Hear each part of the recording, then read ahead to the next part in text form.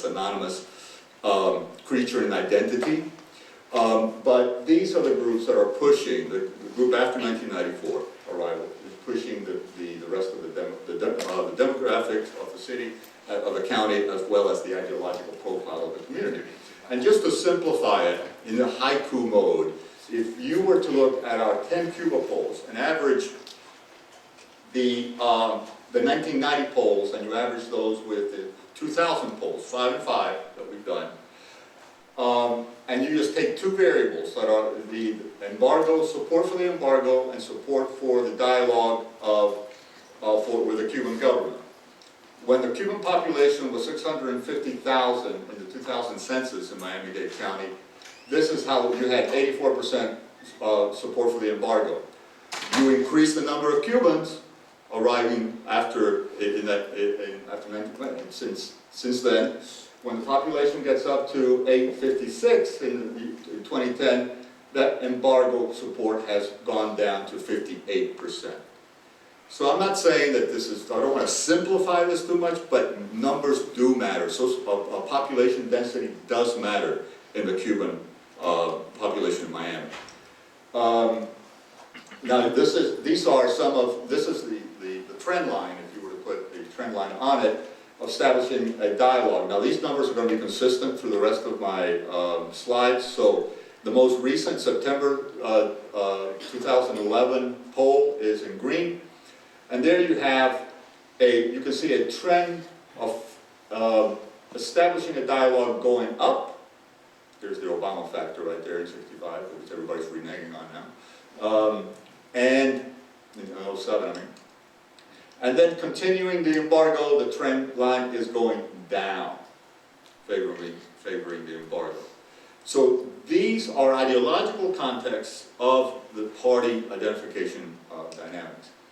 Now this, Cubans are always held to be totally different from the rest of the U.S. in a variety of measures, but looking at a 2009 poll on whether we should continue the embargo or not, you see 59% of Republicans say they should continue the embargo at the national level. So Cubans aren't that whacked out, all right? I mean, in terms of looking at the world, even with their own Cuba interests, that differently than, say, Republicans at the national level. So there's a certain consistency there.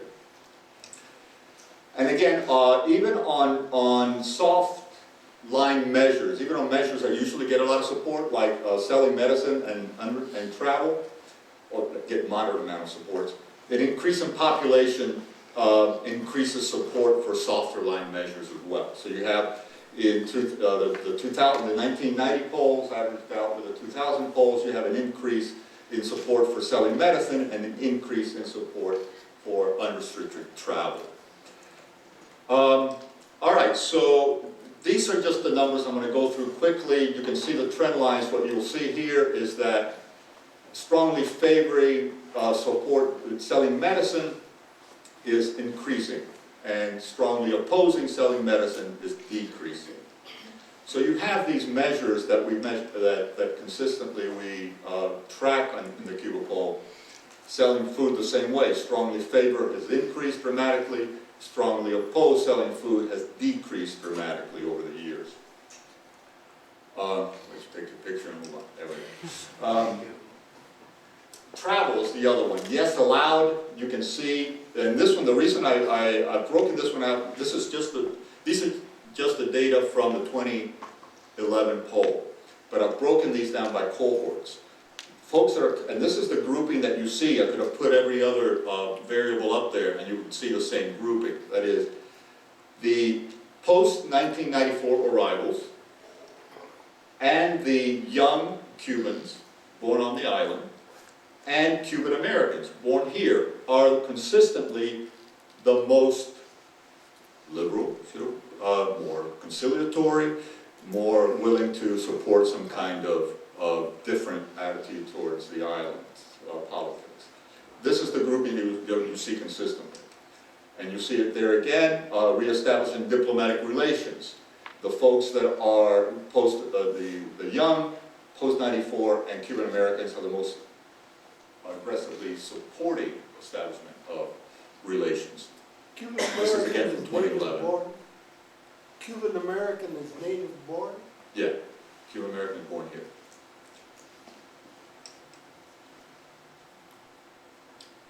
Embargo, again, the embargo, opposing the embargo, the folks that, after 94 and the young Cubans are the ones that most vehemently oppose the embargo. But still, you know, there's a sizable number that, oh, actually, this short-term memory machine here. This is, now this is important for another reason. I want you to look at this red line here. This is the registered voters. Right, so attitudes are one thing. You know what they say about attitudes and certain body parts. Everybody has one. But whether that attitude can actually change policy kind of depends on these folks, the registered voters. And the registered voters are overwhelmingly still in support of the embargo. In this, and so you can see that very clearly here. This was 2011? Yes, 2011. Now, the trends, as my colleagues have mentioned, towards de-republicanization of the Cuban-American population is real, but not as rapid as some folks might imagine, might you know, wishful thinkingly imagine. But, you know, a lot of independents, those are folks that are embarrassed to say they're Democrats, I think. I would. But you do see a trend. You do see a trend in that direction.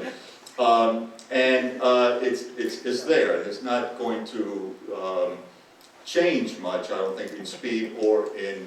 But this, I think, is more significant than the trending itself, and that is who registers. You can see here that the folks that have come after 1994, only 40% are citizens, right? And kind of like, you gotta be a citizen, you wanna play the game. Only 40% are citizens. And of those 40%, only 35% are registered. Right, there's a plus or minus at this poll specifically of 3.9%, right? So you see that of the folks that are most recently arrived that have all these liberal attitudes, that are willing to change, look at Cuba-U.S. relations differently, those are the folks that are least likely to vote, because they're those that are least likely to be citizens. I don't understand. How can citizens be registered to vote? Excuse me? How can non-citizens be registered to vote? That first set of columns. No, these are, okay, right. They are not registered to vote. These are the folks that are just non-citizens. Oh. In Miami, it's not really a requirement. You can be dead and vote twice in Miami. It's okay. Unlike Boston. They got exit polls. They got you on record before you died, and they put you in. Yeah, you're right, Susan. These are just the non-citizens. These are folks that are non-citizens. They're not folks that are. And then over here you have the folks that are registered. But I'm just putting the contrast in that to say that most folks aren't citizens. So the 40% that are registered, that are citizens, only 35 and 40% that are Exactly. 4%? That's right, very small percent. Very small percent. Now, to be fair, this was done right before the push to, usually you see a spike in registrations right before the elections, all elections. So this was done right before that. So hopefully you have a little bit more, but still the trend, I mean, I still would look at this as some work to be done in order to turn those attitudes that we got consistently trending over time as being more moderate towards Cuba-U.S. relations, to make those attitudes policy. You've got to see a big increase in, a small increase in this number and a big increase in that, I mean, a decrease in that number and an increase in this number. Now, I'm going to leave you with a couple of charts from the National Latino Survey that was done years ago, but that address the whole issue of, in my mind, how Cubans differ from other Latinos.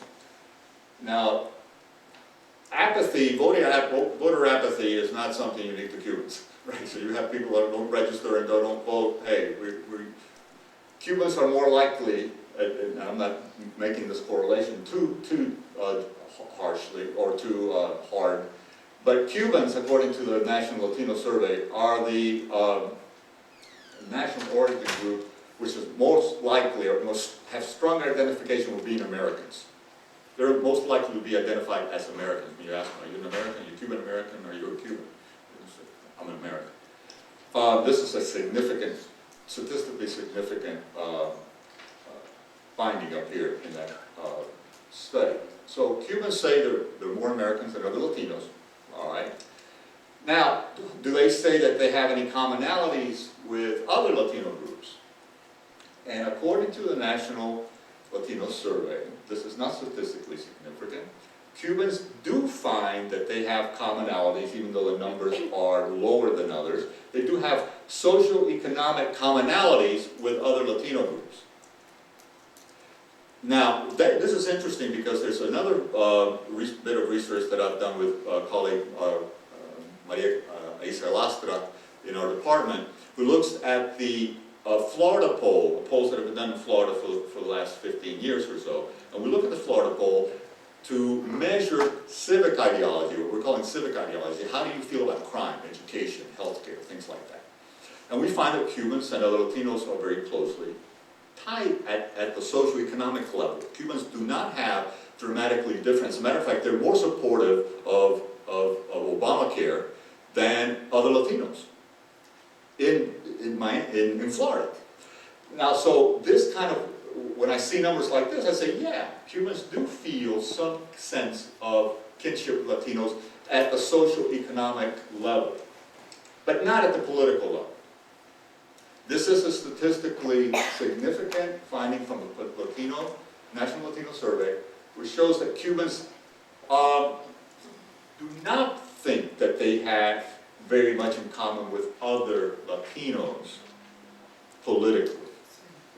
So the story is that Cubans do have, there are dynamics in the community that are changing the political attitudes of the Cuban American population here. Whether you attribute that to party identification or not, that's something we can discuss.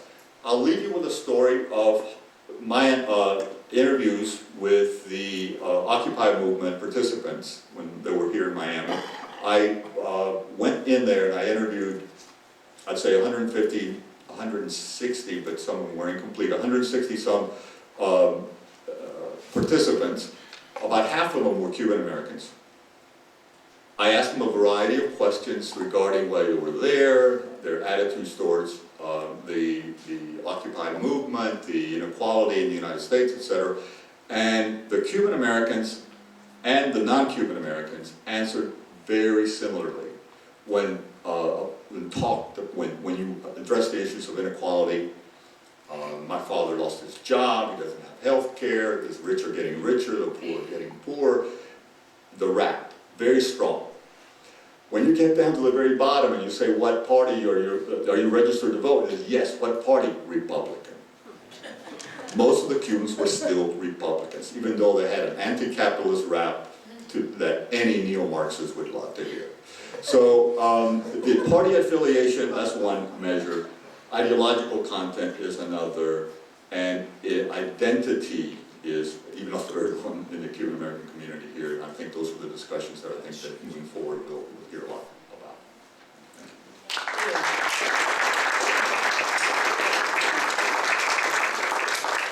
I think we're going to open up for questions and comments. Who would like to start? Yeah. I thought your last table showed Cuban having the highest statement of we have things in common. Okay. Yeah, But you said that but you described it in the opposite way. just in the politics, I think I described it that way. Right. The other one. Puerto Ricans were more Panama. Yeah, so could you look at that? Yeah, yeah. Statistically significant